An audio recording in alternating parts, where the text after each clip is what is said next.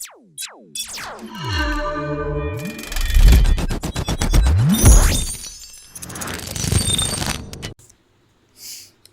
வாழ்க, குருவே துணை, குருவே சரணம். நமச்சிவாய வாழ்க, நாதன் தாழ்வாழ்க, இமைப்பொழுதும் என் நெஞ்சில் நீங்காதான் தாழ்வாழ்க. தென்னாடுடைய சிவனே போற்றி, எந்நாட்டவர்க்கும் இறைவா போற்றி. எல்லா உயிர்களும் இன்புற்று வாழ்க. திருச்சிற்றம்பலம், திருச்சிற்றம்பலம், திருச்சிற்றம்பலம். பிரம்மஞான பொற்சுவிலிருந்து ஸ்ரீ ஸ்ரீ பரமஹம்ச சுந்தரானந்த மகரிஷி ஐயாவினுடைய சீடனாகிய உங்கள் ருத்ரஸ்வதா பேசுகின்றேன். நாம் இப்பொழுது ஒரு முக்கியமான ஒரு தலைப்புக்குள் செல்ல இருக்கின்றோம். பூரணத்துவமான குரு என்பவர் யார்? ஒரு குரு பூரணத்துவமாக, முழுமையாக, பரிபூரணமாக இருக்கின்றாரா? அப்படி இருக்கிறார் என்றால் அவர் எப்படி நாம் அறிந்து கொள்வது, தெரிந்து கொள்வது, உணர்ந்து கொள்வது? இதுதான் இன்றைய தலைப்புக்குள் நாம் செல்ல இருப்பது. ஒரு பூரணத்துவமான குருவை தேடி நம்மளது பேச்சுரையை நாம் ஆரம்பிக்கலாம். இந்த செய்திகளும் குருவால் எமக்கு கற்பிக்கப்பட்ட செய்திகள், முக்கியமாக சில நூல்களில் எனக்கு கிடைத்த ஆதாரங்கள். இவைகளின் அடிப்படையில் எம்முடைய அனுபவங்களோடு சேர்ந்த நிறைய விஷயங்களையும் அதோடு கோர்த்து உங்களோடு பகிர்ந்து கொள்வதற்கு ஆசைப்படுகின்றேன்.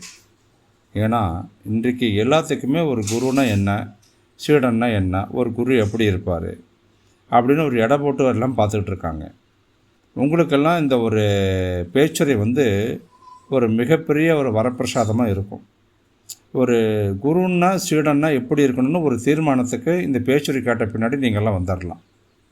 வாங்க, நாம் இப்போ அந்த தலைப்புக்குள் போகலாம். பூரணத்துவமான ஒரு குரு. அப்போ முதல்ல சீடர் தயார் நிலையில் எப்போ இருக்கிறாரோ அப்போ தான் அவர் முன்னாடி குரு தோன்றுவார். அதுக்கு முன்னாடி கண்ணில் அவர் தட்டுப்பட மாட்டார். சீடர் தயார் நிலை பெறுவதை தவிர வேறு வழி கிடையாது. குருவை பார்க்கணும், சந்திக்கணும்னா குரு எப்பொழுதும் குருவுக்காக தயார் நிலையில் சீடன் இருக்கணும். அது தவிர அவர் வாழ்க்கை பயணத்துக்கு வேறு எந்த நோக்கமும் இருக்கக்கூடாது. சீடர் கனிந்து தயார் நிலையில் இருக்கணும். அந்த கணத்தில் தான் குரு அவர் முன்னாடி தோன்றுவார், தென்படுவார். சீடர் கண்களையும் காதுகளையும் பெற்றிருக்க வேண்டும். கண்டுணரத்தக்க இதயத்தையும் உருவாக்கி கொண்டிருக்க வேண்டும்.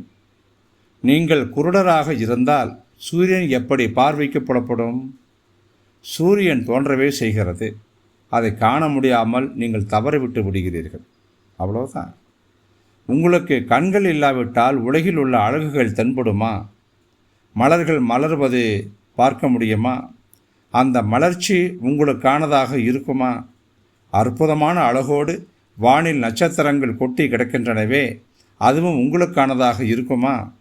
உங்களுக்கு கண்கள் இல்லை என்றால் உலகத்தின் அழகை நீங்கள் எப்படி உணர முடியும்? உங்கள் இதயத்தில் அன்பு இல்லை என்றால் நேசிக்கப்படுதல் என்றால் என்ன என்பதை உங்களால் கண்டுகொள்ள முடியுமா? முதலில் அடிப்படையான தேவை பூர்த்தி செய்யப்பட வேண்டும் அல்லவா? அன்புதான் நேசிக்கப்படுதலை உருவாக்குகிறது. கண்கள் அழகை கண்டறிகின்றன. காதுகள் இசையையும் இனிமையையும் இனம் கண்டுகொள்கின்றன. சில மனிதர்கள் இருக்கிறார்கள், அவர்கள் பெரும்பான்மையானவர்களாகவும் இருக்கிறார்கள். ஏற்பு திறனை வளர்த்து கொள்ளாமல் எதையோ தேடி அலைகிறார்கள். நான் பல மனிதர்களை பார்த்திருக்கிறேன். அவர்கள் குருவை தேடி அலைகிறார்கள். ஆனால் சீடராக மாற வேண்டும் என்கிற விழிப்புணர்ச்சி அவர்களிடம் சுத்தமாக இல்லை. சீடர் என்பவர் அங்கே இல்லை. அப்படி இருக்கும்போது குரு எப்படி உங்களுக்கு கிடைப்பார்? குரு என்பவர் தேடி கண்டறிய வேண்டிய விந்தை விஷயம் அல்ல. அவர் உங்களுக்குள் இருக்கிறார். அதனால்தான் சீடராக மாறுவதற்கு தயார் நிலையில் இருப்பதே, வேட்கையுடன் இருப்பதே, ஆசையுடன் இருப்பதே, உண்மையை தேடும் பெருவிருப்பம் கொண்டிருப்பது போன்ற விஷயங்கள் தேவைப்படுகின்றன. ஆனால் அவை பற்றாக்குறையாக இருக்கின்றன. மக்கள் குருவை தேடுகிறார்கள், உண்மைதான். அவர்களால் கண்டுகொள்ள முடியாது போனால் அதில் ஆச்சரியப்பட ஏதுமில்லை. அவர்களால் கண்டுபிடிக்கவும் முடியாது. பல குருநாதர்களிடம் செல்வார்கள், சரியானவரை தவறிவிட்டு விடுவார்கள். நீங்கள் குறைபாடு உள்ளவர்களாக இருக்கும்போது குருவை எப்படி கண்டறிய முடியும்? சீடராக இருப்பது என்பது தெரியாத போது குருவை எவ்வாறு உங்களால் கண்டறிய இயலும்? குருவை தேடுவது என்பது நல்ல சீடராக இருப்பதில் துவங்குகிறது. நல்ல சாதகர் குருவை பற்றி கவலை கொள்ள மாட்டார். சீடனாக இருக்கும் பண்பை தன்னுள் உருவாக்கிக் கொள்வது எப்படி என்பதில்தான் கவனம் செலுத்துவார். கற்றுக்கொள்பவராக எப்படி மாறுவது, களங்கமற்று எப்படி செயலில் ஈடுபடுவது, அறிவு என்ற தளத்தில் இல்லாமல் எவ்வாறு செயல்படுவன என்பது குறித்து அவர் யோசிக்கிறார். நீங்கள் அறிவின் துணையோடு செயல்பட்டால் பல ஆசிரியர்களை கண்டறியலாம். ஒரு குருவை பெற்றிடவே முடியாது. உங்களுக்கு ஏற்கனவே ஏதாவது கொஞ்சம் தெரிந்திருந்தால் விஷயம் தெரிந்த வேறு சிலரை கண்டுகொள்வீர்கள். உங்களிடம் மேம்பட்டவர்களாக அவர்கள் இருப்பார்கள். உங்களால் சில மனிதர்களை மட்டுமே கண்டறிய முடியும். உங்களைப் போலுள்ள சில மனிதர்களைத்தான் நீங்கள் சந்திக்க முடியும். அறிந்து கொள்ளுதல் என்ற நிலையில் இருந்து செயல்படும் போது பல ஆசிரியர்களை காண்பார்கள், பல விஷயங்களை கற்றுக்கொள்வார்கள். ஆனால் குருவை கண்டறிய அவர்களால் முடியாது. குருவை கண்டறிய வேண்டுமானால் நீங்கள் குழந்தையாக மாற வேண்டும். குரு கிடைக்க வேண்டுமென்றால் முழுமையாக களங்கமற்று இருக்க வேண்டும். எதையும் தெரிந்து கொள்ளாமல் மனம் வெறுமையாக இருக்க வேண்டும். உண்மையை கண்டுணரும் ஆவல் மட்டும் இருக்க வேண்டும். அதை பற்றி எந்தவித தீர்மானங்களும் மனதில் உருவாகாமல் இருக்க வேண்டும். இதுவே உண்மையான கற்றுக்கொள்ளும் நிலையாகும். அதன் பிறகு எங்குமே நீங்கள் போக வேண்டாம். குரு உங்களிடம் ஓடி வருவார். சாதகர்களுக்கு இருக்க வேண்டிய அடிப்படை குணங்களில் இதுவும் ஒன்று. அவர்கள் கற்றுக்கொள்பவராக மட்டுமே எப்போதும் இருக்க வேண்டும். கற்றுக்கொள்ளுதல் என்பது பாமரன் போன்ற நிலையில் இருந்து கொண்டு ஒருவர் கற்றுக்கொள்ள தயாராக இருக்க வேண்டும் என்பது. ஒருவர் தனக்குள் தீர்மானங்களை ஏற்படுத்தி கொண்டு விடக்கூடாது. அவை உங்களை கற்றுக்கொள்ள அனுமதிக்காது. ஏதாவது உங்களுக்கு உடன்பாடானதாக இருந்தால் அங்கே கற்றுக்கொள்ளல் இருக்காது. அது பழைய கருத்தை பலப்படுத்தும் செயலாகவே அமையும். குரு அவ்வாறு செய்ய மாட்டார். புதியது ஏற்பட வேண்டும் என்று பழையதை உடைத்து எரிந்து வருவார். புதியது ஏற்பட வேண்டும் என்று பழையதை உடைத்து எரிந்து விடுவார். இவ்வளவு காலம் நீங்கள் சுமந்து கொண்டிருந்ததையெல்லாம் அவர் அப்புறப்படுத்தி விடுவார். உங்களிடம் மனதில் இடவசதி செய்ய வேண்டியிருக்கிறது. உங்களுடைய தீர்மானங்கள், பழைய அபிப்பிராயங்கள், எண்ணங்கள், தத்துவங்கள் போன்றவற்றை நீங்கள் பிடித்து கொண்டு தொங்கினால் ஒரு குருவை கண்டுபிடிக்கவே முடியாது. மீண்டும் சொல்கிறேன், உங்களுடைய தீர்மானங்கள், பழைய அபிப்பிராயங்கள், எண்ணங்கள், தத்துவங்கள் போன்றவற்றை நீங்கள் பிடித்து தொங்கிக் கொண்டினால் ஒரு குருவை உங்களால் கண்டுபிடிக்கவே முடியாது. குருவின் பணியே எல்லாவித தத்துவங்களையும் அளிப்பதுதான். அவர் நிஜமான விஷயங்களில் ஆர்வம் கொண்டிருக்கிறார். விஷயங்கள் குறித்த அனுமானங்களில் அவருக்கு விருப்பமே கிடையாது. உருளைக்கிழங்கு ஒரு முக்கியமான உணவுப் பொருள் என்று பெரும்பாலான மனிதர்கள் ஏற்றுக்கொள்கிறார்கள். அது பற்றியும் பேசுகிறார்கள். அதனுடைய புகழுக்கு ஏற்ற வகையில் அதை நன்கு பயன்படுத்திக் கொள்வது கிடையாது. உருளைக்கிழங்கு வறுவலுக்கு தட்டுப்பாடு ஏற்படும் போதே நிஜமான உருளைக்கிழங்குக்கு நிகரானது எதுவுமில்லை என்று சொல்கிறார்கள். இந்த விதம் அது ஆன்மீகத்தின் சாயலில் அமைந்திருக்கிறது. இந்த கருத்து எமக்கு ஏற்புடையதாக உள்ளது. குருநாதர் நிஜமான உருளைக்கிழங்கையே விரும்புகிறார். உருளைக்கிழங்கு குறித்த தத்துவங்களை அல்ல. நீங்கள் தீர்மானங்களை சுமந்து கொண்டு வந்தால் சென்று சேரவே முடியாது. இத்தீர்மானங்கள் உங்களுக்கும் குருவுக்கும் இடையே பெரிய தடையாக நிற்கின்றன. ஒருவர் திறந்த மனதுடன் வந்தால்தான் கிடைக்கும். கற்றுக்கொண்டு ஒருவர் வரலாகாது. நீங்கள் ஏற்கனவே கற்றுணர்ந்து இருந்தால் உங்களுக்கு குரு அகப்பட மாட்டார் என்பது வெளிப்படையான விஷயம். உங்கள் அறிவு பாதையில் தடையை ஏற்படுத்துகிறது. எனவே சீடர் குரு பற்றி கவலை கொள்ள தேவையில்லை. நீங்கள் தயார் நிலையில் இருக்கும்போது குரு வந்து சேர்வார். சில நேரங்களில் குருவின் வருகை வித்தியாசமானதான முறையிலும் இருப்பதுண்டு. ஆனால் வருகை நிச்சயம் நடக்கும். எப்போது ஒருவர் கனிந்து தயார் நிலையில் இருக்கிறாரோ அவரிடம் கடவுள் பல வடிவங்களில் வருகிறார். குரு என்பது சீடரிடம் கடவுள் வந்து சேரும் கடைசி வடிவமாகும். குரு என்பது சீடரிடம் கடவுள் வந்து சேரும் கடைசி வடிவமாகும். குருவுக்கு பிறகு கடவுளுக்கு வேறு வடிவமே கிடையாது. குரு என்பவர் அனுபவ சாத்தியமான கடைசி கடவுள் வடிவமாகவே இருக்கிறார். அதற்கு பிறகு கடவுளுக்கு வடிவம் என்று ஒன்று கிடையாது. அவர் வடிவமற்றவராகவே ஆகிவிடுகிறார்.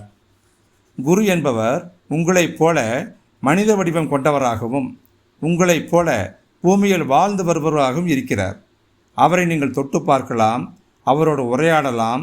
உங்களைப் போலவே அவரும் பேசுகிறார். குருவுக்கு அப்பால் தேடினால் அங்கே மௌனம் மட்டுமே தென்படும். பூரணமான, முழுமையான, களங்கமற்ற மௌனமாக அது இருக்கும்.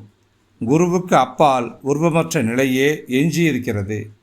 இந்த உலகிற்கும் கடவுளுக்கும் சரியான நடுவான இடத்தில் இருப்பவராக குரு விளங்குகிறார். நீங்கள் இந்த உலகின் மீதும் அதன் மாறாத பழைய பயணச் சுவட்டின் மீதும் சலிப்புற்று போனால் அதற்காக குருவை தேடும் காரியத்தில் இறங்காதீர்கள். ஒரு சீடராக மாறுவதற்கு என்ன வழிமுறைகள் உள்ளன என்று கண்டறிந்து கொள்ள தேடுதல் நடத்துங்கள்.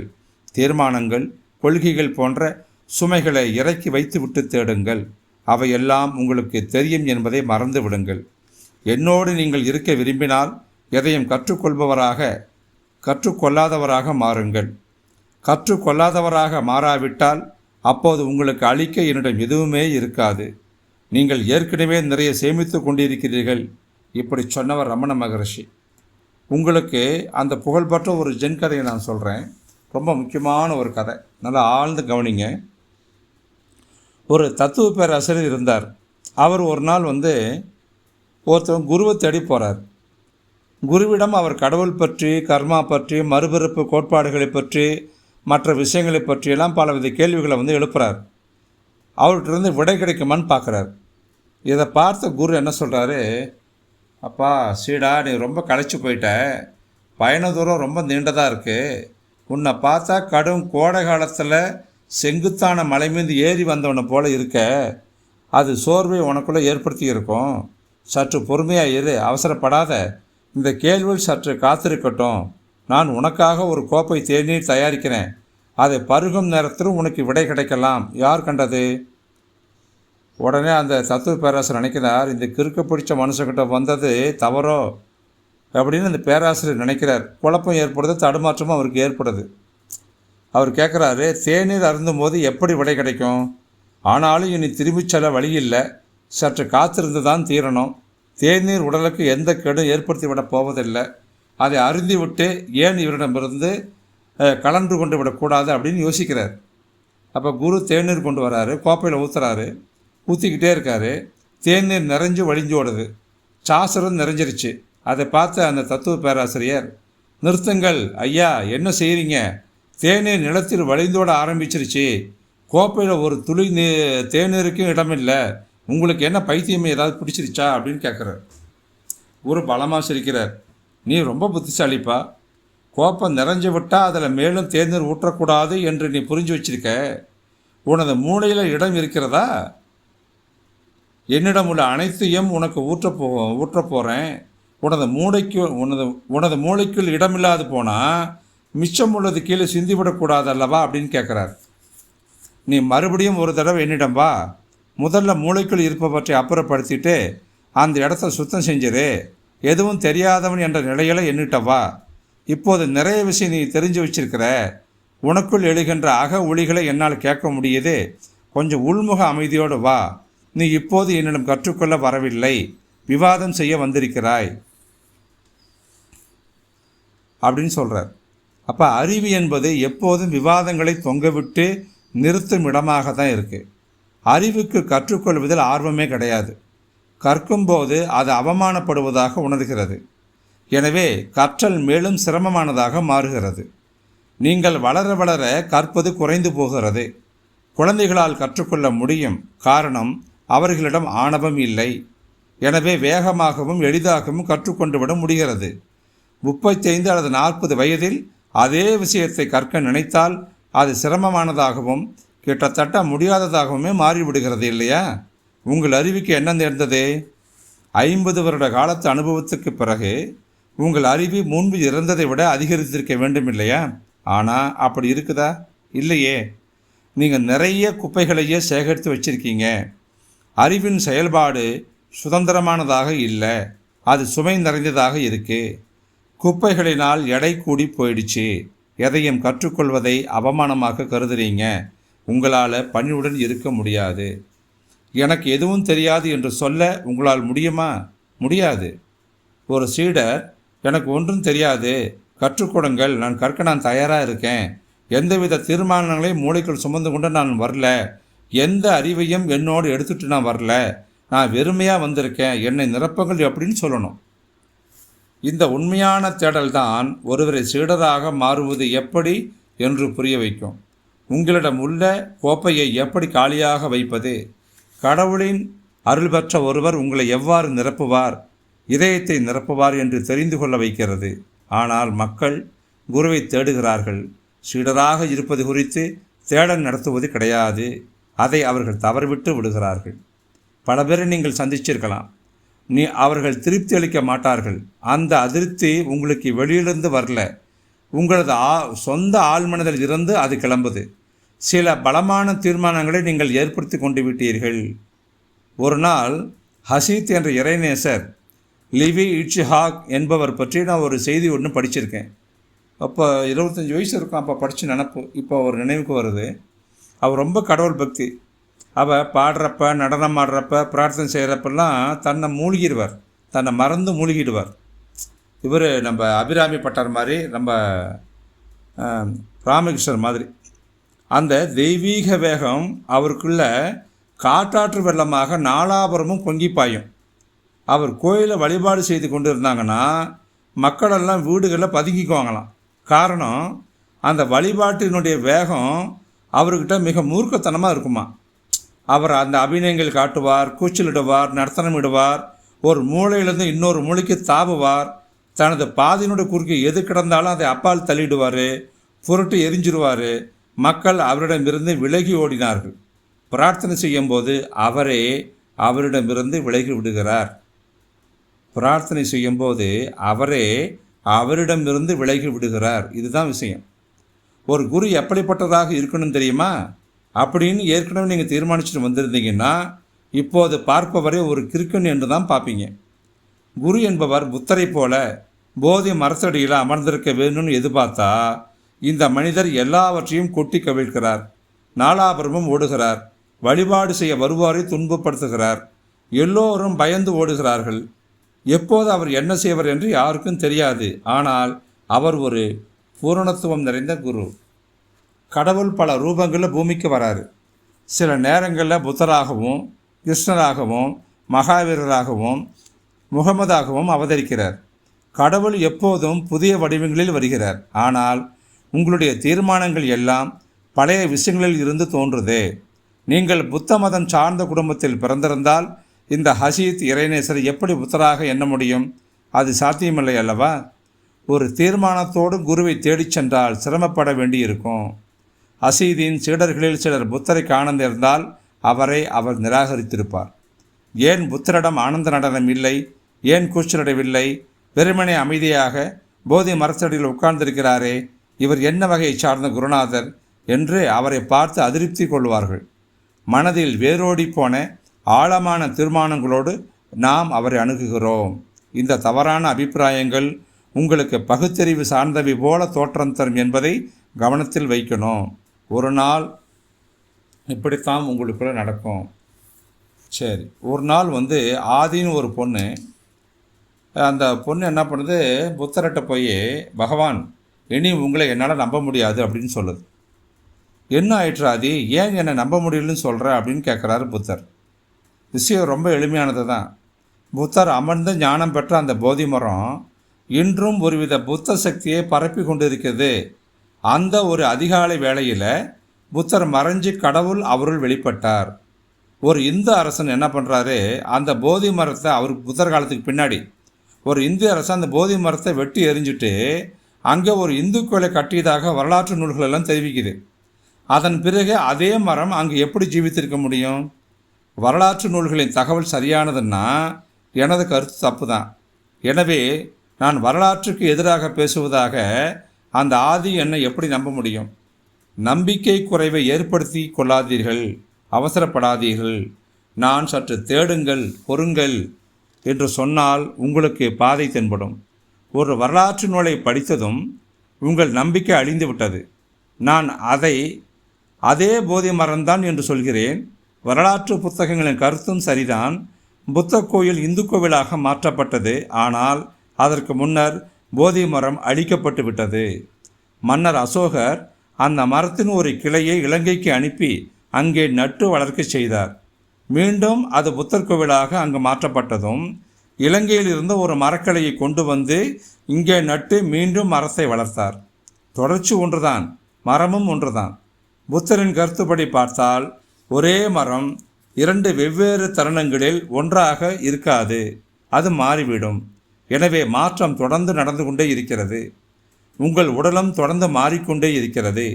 7 வருடத்தில் உங்கள் உடல் முழுமையாக மாற்றம் பெற்று விடுகிறது. பழையவை மறைந்து புதியவை தோன்றிவிடுகின்றன. ஒரு சிறிய அனுபவம் பழையது என்று எஞ்சியிருப்பதே இல்லை. அது ஒரு தொடர் நிகழ்வு. எந்த ஒரு தொடர் நிகழ்வும் இவ்வாறானதாக உள்ளது. விஞ்ஞான கருத்துப்படி அதே போதி மரம்தான் இன்றும் இருக்கிறது. ஆனால் அவசரப்பட வேண்டாம். உங்களுக்கு சீக்கிரம் நம்பிக்கை குறைவு ஏற்பட்டால் அது பெரிய விஷயம் அல்ல. அது நிஜமாகவே நம்பிக்கை அல்ல. உங்கள் தவறான தீர்மானங்களை பின்புலத்தில் நிறுத்தி வைத்திருக்கிறீர்கள். நீங்கள் நம்பிக்கை வைக்காத ஒன்றை கண்டறிய நினைக்கிறீர்கள். நீங்கள் நம்பிக்கையை காட்டிலும் அவநம்பிக்கை மீதுதான் ஆர்வம் காட்டுகிறீர்கள். நம்பிக்கையை காட்டிலும் உங்கள் மீதுதான் நம்பிக்கை வைக்கிறீர்கள். அவநம்பிக்கையும் சந்தேகமும் உங்கள் குணமாக இருக்கின்றன. சந்தேகப்படுவது நல்ல குணம் என்று நினைக்கிறீர்கள். சந்தேகப்பட எதுவும் இல்லை என்றால் உங்களுக்கு மூச்சு திணறல் ஏற்பட்டுவிடும். சந்தேகம் ஏற்படும் போது உங்கள் ஆணவம் சிம்மாசனம் ஏறுகிறது. நம்பிக்கை கொள்ளும்போது ஆணவம் தற்கொலை செய்து கொள்கிறது. இது நன்றாக உள்வாங்கணும். இப்படி ஆணவம் சந்தேகம் ஏற்படும் போது ஆணவம் சிம்மாசனம் ஏறிக்கொள்கிறது. நம்பிக்கை கொள்ளும்போது ஆணவம் தற்கொலை செய்து கொள்கிறது. சாத்வீகமான இயல்பு நிலையில் இருந்தால்தான் ஒருவரால் குருவையே பெற முடியும். ஆசைப்படுவது வேகமும் அவசரமும் கொண்ட நிலை. குருவை தேடும் மனிதர் பெண்மை இயல்பு நிறைந்தவராக இருக்க வேண்டும். அவசரம் காட்டக்கூடாது. கவனத்துடனும் விழிப்புடனும் இருந்து என்ன செய்ய முயல்கிறோம் என்பதில் தெளிவோடு இருக்க வேண்டும். ஏதாவது ஒரு குருவை முன்பே தெரிந்து வைத்திருக்கிறீர்களா? குருவுடனான அனுபவம் ஏதாவது உண்டா? நீங்கள் தெரிந்து வைத்திருப்பதெல்லாம் கடன் வாங்கி வைத்திருப்பவை. நீங்கள் உறுதியான கருத்துடன் இல்லை. அது சார்ந்த உண்மையில் நம்பிக்கை வைக்க இயலாது. இதில் எவ்விதம் முடிவு செய்யப் போகிறீர்கள்? எப்படி குருவை முடிவு செய்ய ஆசைப்படப் போகிறீர்கள்? ஒருவர் பூரணத்துவம் பெற்ற குரு என்று எதை வைத்து எடை போடப் போகிறீர்கள்? ஒரு குருவை எடை போடவும் தீர்மானிக்கவும் உங்களுக்கு தகுதி இருக்கிறதா? அப்படி இருந்தால் நீங்கள் பூரணத்துவம் பெற்ற குருவை விடவும் உயர்ந்தவராகி விடுவீர்களே. நீங்கள் நீதிபதி இருக்கையில் உட்கார்ந்திருக்கிறீர்கள். நீங்கள் பணிவான சீடர் அல்ல. எளிமையும் பணிவும் ஏற்கும் குணமும் இருக்கும்போதுதான் குரு உங்கள் கண்களுக்கே தட்டுப்படுவார். அப்படிப்பட்ட குரு ஏன் நமக்கு தேவை? எதுவாக இருந்தாலும் அது பூரணத்துவம் நிறைந்ததாகவே இருக்க வேண்டும் என்று ஆணவ மனம் ஆசைப்படுகிறது. பணம் என்று எடுத்துக்கொண்டால் உலகிலேயே மிகப்பெரிய பணக்காரராக வேண்டும் என்று ஆசைப்படுகிறீர்கள். நல்லொழுக்கம் நிறைந்தவராக மாற விரும்பினால் சிறந்த துறவையாக உயர வேண்டும் என்று ஆசை கொள்கிறீர்கள். பரிபூரண நிலை என்பதே ஆணவ மனதின் ஆழமான ஆசையாக இருக்கிறது. அகந்தை கொண்டவர்கள் செய்யும் எதுவும் குற்றமற்றதாகவும் உயர்ந்ததாகவும் இருக்க வேண்டும் என்று ஆசைப்படுகிறார்கள்.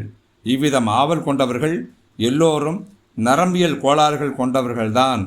கச்சிதமாக காரியம் செய்ய வேண்டும் என்ற எண்ணம் மனிதர்களை பைத்தியங்களாக்கி விடுகிறது. எளிய மனிதர் கச்சிதமாக காரியம் செய்ய மாட்டார். காரியம் கச்சிதமாக இல்லாவிட்டாலும் அவர் அதை ஏற்றுக்கொள்கிறார். எளிய மனிதர் முடியாததை கேட்பதில்லை. ஆணவம்தான் முடியாததை கேட்கும், தோற்கும். அப்போது முறியடிக்கப்பட்டு துரோகத்தில் சிக்கி ஏமாற்றப்பட்டதாக எண்ணி புலம்பும். ஆனால் மீண்டும் பழைய பூரணத்துவத்தையே விரும்பி கேட்கும். நமக்கு எதற்காக பரிபூரணத்துவம் நிறைந்த குரு தேவை? அவரைப் போலவே நீங்களும் பெரிய ஆளாக இருக்கிறீர்கள். தகுதி குறைவான குரு அமைவது உங்களுக்கு திருப்தி தராது. அவர் உங்களுக்கும் கீழானவராக தோன்றுவார். நீங்கள் சிறந்த மனிதராக இருப்பதால் பூரணத்துவம் பெற்ற குரு உங்களுக்கு அவசியமாகிறது. சாதாரண குரு எதுவும் சாதித்துவிட முடியாது. அசாதாரண சக்தியை படைத்தவர்களால் தான் முடியும் என்று நம்புகிறீர்கள். எனவே அசாதாரணமான விஷயங்களில் நீங்கள் நாட்டம் கொள்கிறீர்கள். அசாதாரணமான நிகழ்வுகளும் சாதாரணமான வழிகளில்தான் நடக்கின்றன என்பது முரண்பட்டது போல தோன்றும் உண்மை செய்திகளாகும். அசாதாரணமானவர்கள் அசாதாரண முறையில் வாழ்வதில்லை. அவ்வாறான மனிதர்களின் வேஷங்கள் எல்லாம் முட்டாள்தனமானவை. ஒரு நிஜமான ஆன்மீகவாதி மற்ற யாரை காட்டிலும் எந்த விதத்திலும் தான் உயர்ந்தவன் என்று எண்ணிக்கொள்வதே இல்லை. ஒப்பிட்டு பார்க்கும் புத்தி இல்லாத உலகில் அவர் வாழ்கிறார். பூரணத்துவம் நிறைந்த குரு வேண்டும் என்ற எண்ணம் ஒப்பிட்டு பார்க்கும் காரியங்களின் காரணமாகவே எழுகின்றன. ஒரு மனிதர் பூரணத்துவம் நிறைந்த குருநாதரை கண்டறிய ஆசைப்பட்டார். அவர் பல நூல்களை படித்தார். பல நூல்களை படிப்பதால் எப்படி ஒரு குருவை கண்டறிய இயலும்? உங்கள் புத்திக்குள் நிறைய அறிவு திணிக்கப்படும். பிறகு அதுவே தடையாக மாறிவிடும். ஒருவர் கடவுளை பற்றி பலமாக யோசிக்கிறார். அவரது யோசிப்பு மெய்ப்பொருள் பற்றியோ அழகு பற்றியோ எதுவாகவோ இருக்கலாம். அவர் பல நூல்கள் படிக்க ஆரம்பிக்கிறார். விஷயத்தை கண்டறிய அதுதான் வழி என்று நினைக்கிறார். புகழ்பெற்ற இந்திய கவிஞர் ரவீந்திரநாத் தாகூர் பற்றி ஒரு செய்தி என் குரு என்னிடம் சொன்னார். இப்போ வரைக்கும் அந்த ஸ்டோரியை என்னால் மறக்க முடியல. ரொம்ப அற்புதமான ஒரு கதை அது. அவர் எப்போதும் கதையில் அது உண்மை நடந்த சம்பவம் கூட. ரவீந்திரநாத் தாகூர் எப்பயுமே அழகை பற்றி சதா யோசனை பண்ணிக்கிட்டே இருப்பார். ஒரு கவிஞருக்கு அழகின் மீது பற்று இருப்பது இயல்புதான். அவர் மனம் அழகை தியானிக்க ஆரம்பித்து விட்டது. ஒரு பௌர்ணமி நாளில் இரவில் அவர் தனது படகில் அமர்ந்திருந்தார். இரவு நேரம் அழகாக இருந்தது. வானில் முழு நிலா, நதியும் அருகில் இருந்த வனப்பகுதியும் மௌனத்தில் ஆழ்ந்திருந்தன. படகில் அவர் மட்டும் தனியே இருந்தார். எப்போதாவது ஒரு பறவையின் குரலொலி கேட்கும். பிறகு அந்த மௌனம் மேலும் பலமாகிவிடும். அழகு என்றால் என்ன என்ற கேள்வியில் மூழ்கினார் தாகூர். பழைய மதநூல் ஒன்றை எடுத்து புரட்டினார். படகின் அறையில் ஒரு சிறிய மெழுகுவர்த்தி மட்டும் எரிந்து கொண்டிருந்தது. அந்த நூலில் எந்த தகவலும் கிடைக்காது போனதால் ஏமாற்றமும் சலிப்பும் அடைந்த அவர் விளக்கை ஊதி அணைத்தார். நூலில் வெறும் வார்த்தைகளாகவே இருந்தன. விளக்கை அணைத்ததும் கதவு வழியாக நில ஒளி அறைக்குள் நுழைந்தது. அறை வேறு ஒரு உலகமாக மாறியது. அவர் வேகமாக எழுந்து வெளியே வந்தார்.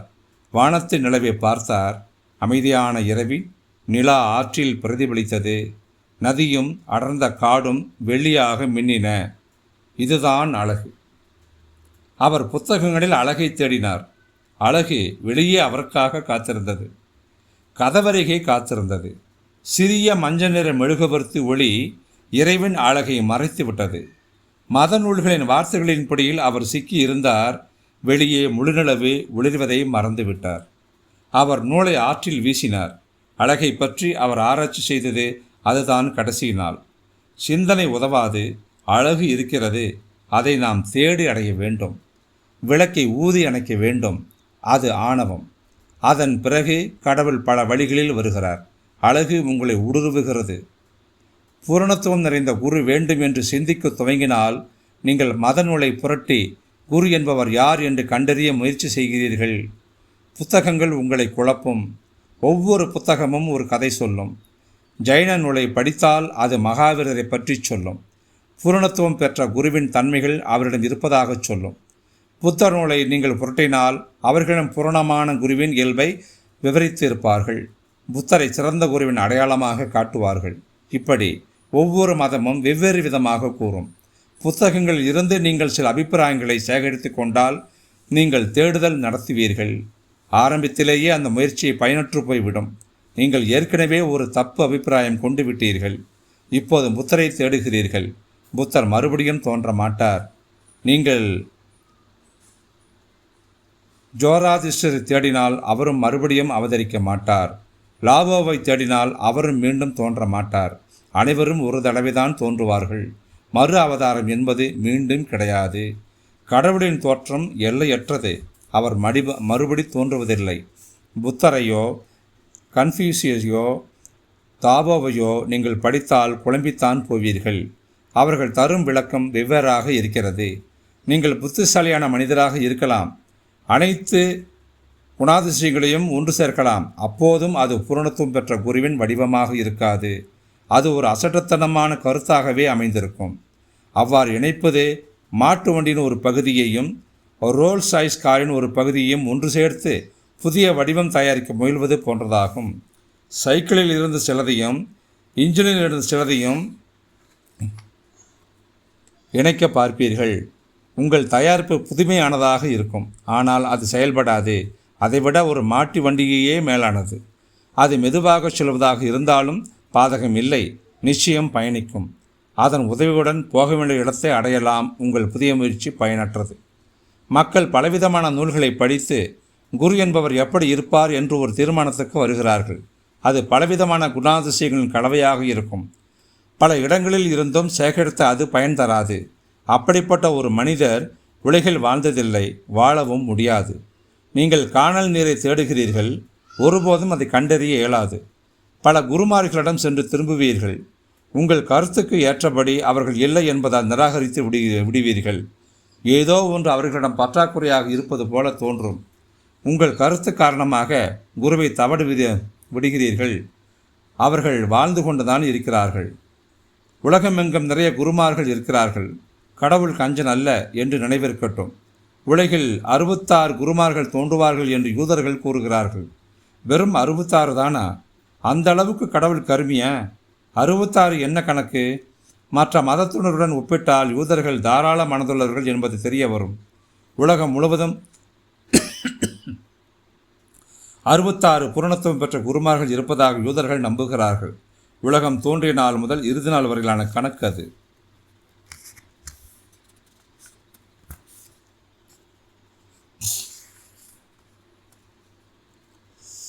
கடந்த காலங்களில்தான் குருமார்கள் தோன்றினார்கள் என்றும் இப்போது யாரும் தோன்றுவதில்லை என்றும் மக்கள் நினைக்கிறார்கள். இதே கருத்து புத்தர் காலத்திலும் இருந்தது. அது பற்றிய கதைகள் உண்டு.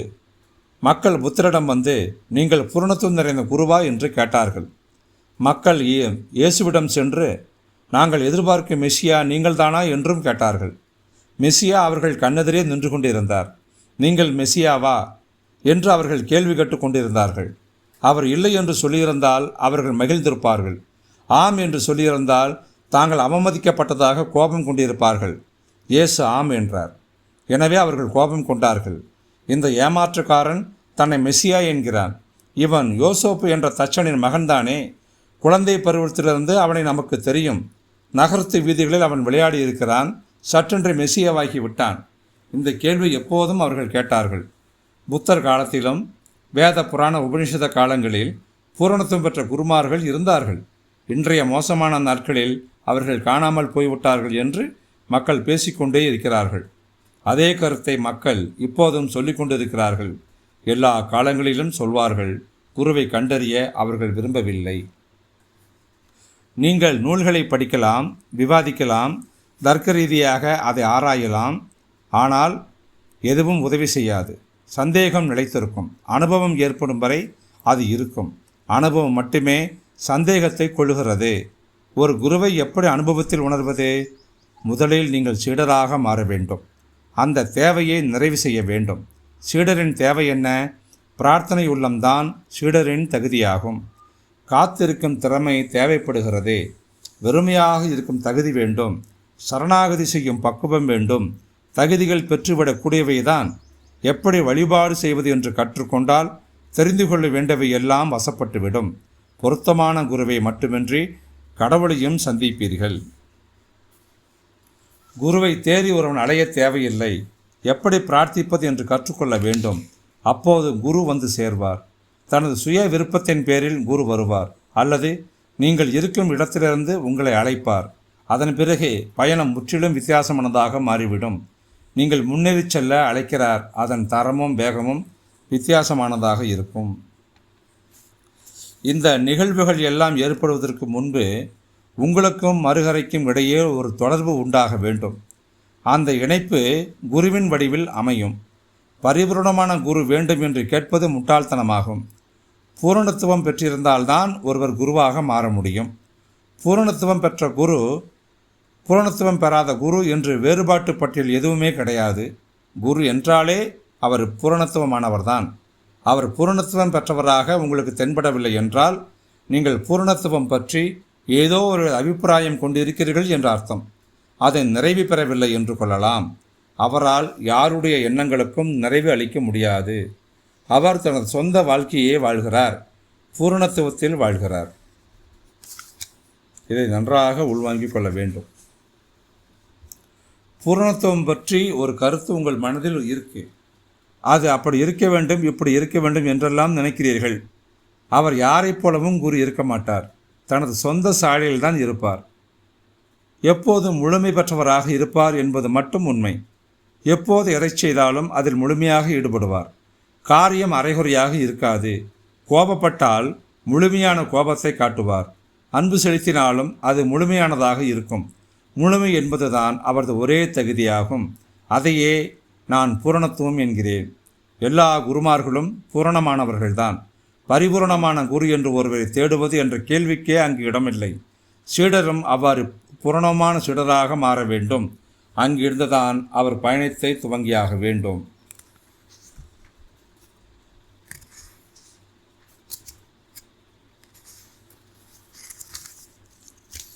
ஒரு புகழ்பெற்ற ஆன்மீக இறை நேசருடைய கதையை சொல்கிறேன். இது உங்களுக்கு ரொம்ப உதவியாக இருக்கும். இதோடு சொல்லி நம்ம இந்த பேச்சலை நம்ம முடிக்கலாம். அவர் ஒரு முகமதியர். மசீதி ஒன்றில் அவர் தங்கி வாழ்ந்து கொண்டிருக்கிறார். அவருக்கு இந்து மதத்தை சார்ந்த ஒருவரும் பக்தராக இருக்கார். அவர் ஒரு பிராமணர். தனது உணவை தானே சமைத்து எடுத்துக்கிட்டு மசூதிக்கு வந்து விடுவார். அவரது இருப்பிடம் மசூதியிலிருந்து 5 மைல் தொலைவில் இருந்தது. தனது குரு சாப்பிடும் வரை அவரும் சாப்பிட மாட்டார். உட்கார்ந்து காத்திருப்பார். குரு ஒரு பித்தன் போன்றவர். அவர் ஒரு நாள் குரு காலையில் சாப்பிடுவார், ஒரு நாள் மாலையில் சாப்பிடுவார், ஒரு நாள் பிற்பகலில் உணவு உண்பார். இரவில் உண்பதும் நடந்திருக்கிறது. குரு சாப்பிடும் வரை சீடர் பொறுமையாக காத்திருப்பார். பல நாட்கள் நாள் முழுவதும் பசியோடு இருக்க நேர்ந்ததும் உண்டு. பசி களைப்புடன் வீடு திரும்பும் அவர் அப்படியே படுத்து உறங்கி விடுவார். ஒரு நாள் குரு அவரை பார்த்து, நீ வெகு தொலைவிலிருந்து சிரமப்பட்டு என்னை தேடி வர வேண்டாம், நானே உன்கிட்ட வரேன். எனக்கு உணவு தயாரித்து வை. வெயில் கடுமையாக இருந்தால் நான் தாமதமாக தான் வருவேன். எனக்காக நீ நாள் முழுவதும் காத்திருக்க நேரலாம். நீ தயார் நிலையில் இருக்கிறாய், எனவே நான் உன்னிடம் வருகிறேன் அப்படின்னு சொல்கிறார். மறுநாள் அவர் தனது குருவுக்காக அறுசுவை உணவெல்லாம் தயாரிக்கிறாரு. முதல் முறையாக வீட்டுக்கு வருகிறாரே குரு. சீடர் மனம் ரொம்ப கிளர்ச்சியாக இருக்குது. அவர் வருகின்ற நேரம் ஒரு வரம் போன்றது என்றுலாம் நான் நினைக்கிறார். சீடர் வீட்டை அலங்கரிக்கிறாரு. நடைபாதையில் மலர்கள் எல்லாம் தூவி வைக்கிறாரு. ஆனால் குரு வரல. ஒரு நாய் தான் மலர்களை மிதிச்சுக்கிட்டு பாதையில் ஓடி வருது. போ அப்படின்னு விரட்டுறாரு நாயை. அது உணவு உண்ண ஆர்வம் காட்டுது. அதை மீண்டும் விரட்டுறாரு. நாய் உணவை கவ்விச்சொல்ல முயலுது. சீடர் பல நாய்களை பார்த்துருக்கிறாரு. ஆனால் இந்த நாய் வித்தியாசமானதாக இருக்குது. நாயை அடித்து விரட்டுறாரு. ஆனால் அது மறுபடியும் நிற்கிது. சீடர் அதை மலமாக அடிக்கிறாரு. அப்போது அதன் கண்களில் கண்ணீர் வழிவதை சீடர் பார்க்குறாரு. அதன் பிறகு நாய் போயிடுச்சு. இப்போ மாலை வரை சீடர் குருவுக்காக காத்திருக்கிறாரு. அந்த மனுஷன் ஒரு பித்தம்பா வர்றேன்னு சொல்லிட்டு வராமல் போயிட்டானப்போ மனசோட நினைக்கிறார். சமைச்ச உணவெல்லாம் எடுத்துக்கிட்டு மசூதிக்கு போகிறார். குருவின் கண்களில் கண்ணீர் வருவதை பார்க்குறாரு. நாயிடம் பார்த்த அதே விதமான கண்ணீர். திகைத்து போன சீடர், ஏன் அழுவுறீங்க ஐயா குருவே அப்படின்னு கேட்குறாரு. அழாமல் அவன் என்னடா செய்கிறது, பல மாதம் நீ அடிச்சிட்டியே அப்படிங்கிறார். என்ன சொல்கிறீங்க குரு, நான் எங்கே உங்களை நான் அடித்தேன், நீங்கள் என் வீட்டுக்கு வரவே இல்லையே, அதை என்னால் உறுதியாக சொல்ல முடியும் அப்படிங்கிறார். நான் வந்தேன்டா, ஒரு தடவை இல்லை 12 தடவை அவன் வீட்டுக்கு நான் வந்தேன். 12 தடவை நாய் உள்ளே நுழைய முயன்றது சீடருக்கு ஞாபகம் வருது. வடிவமற்ற ஒன்றை காணும் திறமையை நீ பெற வேண்டும். வடிவங்கள் மீதும் அதிகம் பிடிப்பு வைத்து கொள்ளாதே. நான் இந்த வடிவில் இந்த உருவில்தான் இருக்க வேண்டும் என்று ஏன் நினைக்கிறாய்? மற்ற வடிவங்களை ஏன் கண்டுகொள்ளவில்லை நீ? இந்த சீடர் கடவுளை சந்தித்திருக்கிறார் என்று நான் சொல்கிறேன். கடவுளை எப்படி உங்களால் தவிர்க்க முடியும்? எந்த ஒருவர் உங்களிடம் வந்தாலும் அந்த வடிவில் கடவுள் வருகிறார். பெரிய அளவிலான எதிர்பார்ப்புகள் கடவுளை பற்றி சீடருக்கு இருந்தன. கடவுளாலும் அந்த எதிர்பார்ப்புகளை நிறைவு செய்ய இயலவில்லை. அவர் காலியாகவும் சந்தேகம் கொண்டவராகவும் நம்பிக்கை அற்றவராகவும் இருந்தார். எனவே தேடல் தொடர்ந்தது. என்றாவது ஒரு நாள் அவர் எதிர்பார்ப்புகளை நிறைவு செய்ய மனிதரை கண்டாலும் வடிவில் ஏதாவது சிக்கலை உருவாக்கித்தான் கொள்வார். எனவே குரு சொல்கிறார், நான் உன்னை ஏற்க மாட்டேன். நீ பூரணத்துவம் நிறைந்த குருவை விரும்புவது போலவே நானும் பூரணத்துவம் நிறைந்த சீடனையே விரும்புகிறேன். இந்த 12 ஆண்டுகளில் நீ உன்னை சீடனாக இருப்பதற்கு தயார் செய்து கொண்டிருந்தால் என்னை நீ எளிதாக கண்டறிந்திருக்கலாம். என்னை நீ பல தடவை சந்தித்தாய், ஆனால் தவற விட்டு விட்டாய். இந்த தடவையும் தவற விட்டு விட்டாய் என்றார் குரு. ஒரு குருவுடன் ஒரு சீடருடைய தொடர்பு இப்படித்தான் அப்படின்னு ஒரு சூஃபி அணுகுமுறை இப்படி தான் சொல்லுது. முதல்ல நாம் சீடனாக மாறணும். குருவை தேடி அலைய தேவையில்லை. சீடத்துவத்தை நம்ம தேடணும்.